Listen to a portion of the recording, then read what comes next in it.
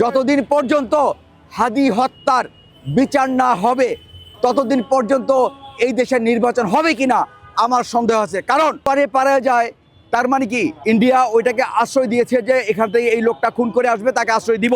তার মানে BSF ready ছিল তাকে বরণ করার জন্য, এবং সেখানকার মিডিয়াও রেডি তাকে বরণ করার জন্য। যদি ইন্ডিয়া যেয়ে থাকে তাহলে সে ওখানে সেফ হাউসে আছে। তার মানে কি ভারত চায় এই দেশে অঘটন ঘটিয়ে এখান থেকে সবাই ভারতে গিয়ে আশ্রয় নেক। তার মানে কি ভারত হচ্ছে বাংলাদেশের হত্যাকারী অপকর্ম যারা করবে তাদের সেফ হাউস। এই সেফ হাউসে ভারত অপরাধীদের সেখানে আশ্রয় দেয়।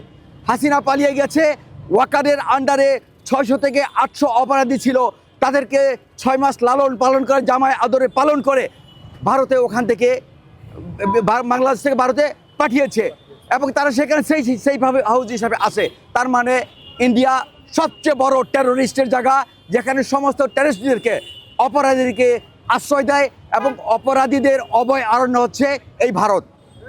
এই ভারত যতদিন পর্যন্ত এভাবে আমাদের অপরাধীদের আশ্রয় দিবে ততদিন পর্যন্ত আমরা কোনোদিনই নিরাপদ থাকতে পারবো না। কারণ আওয়ামী লীগ এখান থেকে পালিয়ে যাওয়ার আগে হাসিনা 7 দিন থেকে 8 দিন আগেই তার ফ্যামিলির সমস্ত মানুষকে এখান থেকে পাচার করে দিয়েছেন। 7 দিন পরে ওনার পতনের পরে উনি আমাদের সেনাবাহিনীর সহযোগিতা এখান থেকে পলায়ন করেছেন। তার পরবর্তীতে ওনার সদল বলে যত নেতা খেতা আছে সব নিয়ে ওখান থেকে চলে গেছেন।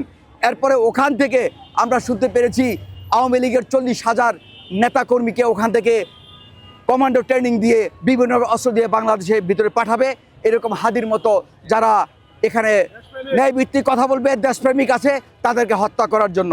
এটা আপনারাও জানেন, আমরা সবাই জানি। এই কথাগুলি যাহার রটে তাহা কিছুই বটে, ওখানে কিছু না কিছু হচ্ছে, তাই এটা হচ্ছে।